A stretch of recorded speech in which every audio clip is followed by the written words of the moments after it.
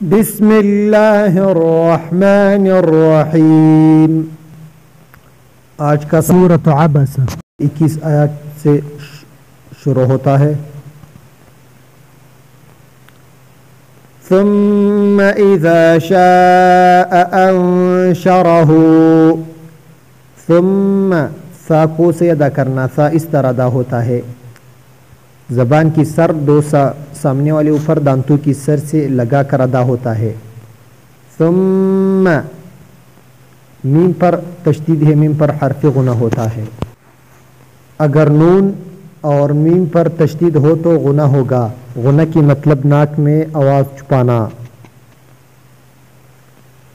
اذا شاء، اذا ذال کو سے ادا کرنا، ذال اس طرح ادا ہوتا ہے. زبان کی سر دو سامنے والے اوپر دانتوں کی سر سے لگا کر ادا ہوتا ہے. اذا شاء انشرہ، ادھر اخفا ہوگا. نون ساکن ہے، نون ساکن کے بعد شن آیا، ادھر اخفا ہوگا. اگر تنوین یا نون ساکن کے بعد یہ حرف آ جائے، تا ثا جیم دال ذال زا سین شین صاد ضاد طا ظا فا قاف کاف، تو غنہ کے ساتھ اخفا ہوگا. غنہ کی مطلب ناک میں آواز چھپانا.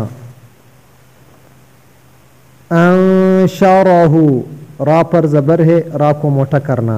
اگر را پر زبر یا پیش ہو تو را پر ہوگی. کلا لما یقض ما امرہ. لما میم پر مشدد ہے، میم پر حرف غنہ ہوتا ہے. اگر نون اور میم پر تشدید ہو تو غنہ ہوگا. غنہ کی مطلب ناک میں آواز چھپانا. یقض، قاف ساکن ہے، قاف پر قلقلہ کرنا. قلقلہ اس طرح ہے، قاف طا با جیم دال. اگر یہ حروف ساکن ہو تو قلقلہ کرنا. قلقلہ کی مطلب حروف کو جھٹکا دینا. ما امرہ، را پر زبر ہے، را کو موٹا کرنا. امرہ، اگر را پر زبر یا پیش ہو تو را پر ہوگی. فَلْيَنظُرِ الْإِنسَانُ إِلَىٰ طَعَامِهِ. فا کو سے ادا کرنا. فا اس طرح ادا ہوتا ہے، دو سامنے والے اوپر دانتوں کی سر نیچے اون سے لگا کر ادا ہوتا ہے. فَلْيَنظُرِ، ادھر اخفا ہوگا. نون ساکن ہے، نون ساکن کے بعد ضا آیا، ادھر اخفا ہوگا. اگر تنوین یا نون ساکن کے بعد یہ حرف آ جائے، تا ثا جیم دال ذال زا سین شین صاد ضاد طا ظا فا قاف کاف، تو غنہ کے ساتھ اخفا ہوگا. غنہ کی مطلب ناک میں آواز چھپانا. ینظر، ضا کو سے ادا کرنا. ضا اس طرح ادا ہوتا ہے. ینظر انسان، ادھر اخفا ہوگا. نون ساکن ہے، نون ساکن کے بعد سن آیا، ادھر اخفا ہوگا. اگر تنوین یا نون ساکن کے بعد یہ حرف آ جائے، تا ثا جیم دال ذال زا سین شین صاد ضاد طا ظا فا قاف کاف، تو غنہ کے ساتھ اخفا ہوگا. غنہ کی مطلب ناک میں آواز چھپانا. انسان الی طعامہ، طا کو سے ادا کرنا. طا اس طرح ادا ہوتا ہے. طعامہ، عین کو سے ادا کرنا. عین اس طرح ادا ہوتا ہے. الی طعامہ انا صببنا الماء صبا. انا، نون پر تشدید ہے، نون پر حرف غنہ ہوتا ہے. اگر نون اور میم پر تشدید ہو تو غنہ ہوگا. غنہ کی مطلب ناک میں آواز چھپانا. انا صبب، با ساکن ہے، با پر قلقلہ کرنا. اس طرح صبب، قلقلہ اس طرح ہے. قاف طا با جیم دال، اگر یہ حروف ساکن ہو تو قلقلہ کرنا. قلقلہ کی مطلب حروف کو جھٹکا دینا. ما صب، ما ادھر مد ہے، تھوڑا لمبا کرو.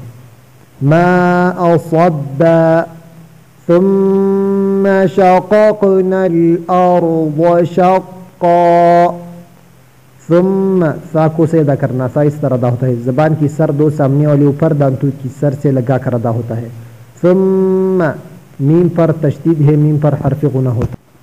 اگر نون اور میم پر تشدید ہو تو غنہ ہوگا. غنہ کی مطلب ناک میں آواز چھپانا. شققنا قاف ساکن ہے، قاف پر قلقلہ کرنا اس طرح. شقاق قلقلہ اس طرح ہے، قاف طا با جیم دال. اگر یہ حروف ساکن ہو تو قلقلہ کرنا. قلقلہ کی مطلب حروف کو جھٹکا دینا. نل ارض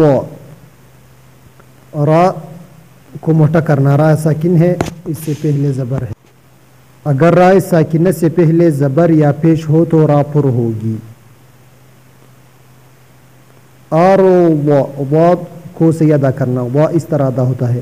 ارض شق قاف بڑا قاف ہے، قاف کو سے ادا کرنا اس طرح. ارض شق فأنبتنا فيها حبا. فا کو سے ادا کرنا، فا اس طرح ادا ہوتا ہے، دو سامنے والے اوپر دانتوں کی سر نیچے اون سے لگا کر ادا ہوتا ہے. فأنبتنا ادھر نون ساکن ہے، نون ساکن کے بعد با آیا، ادھر اقلاب ہوگا. اگر تنوین یا نون ساکن کے بعد یہ حرف با آ جائے تو اقلاب ہوگا. اقلاب کی مطلب غنہ کے ساتھ میم ادا کرنا.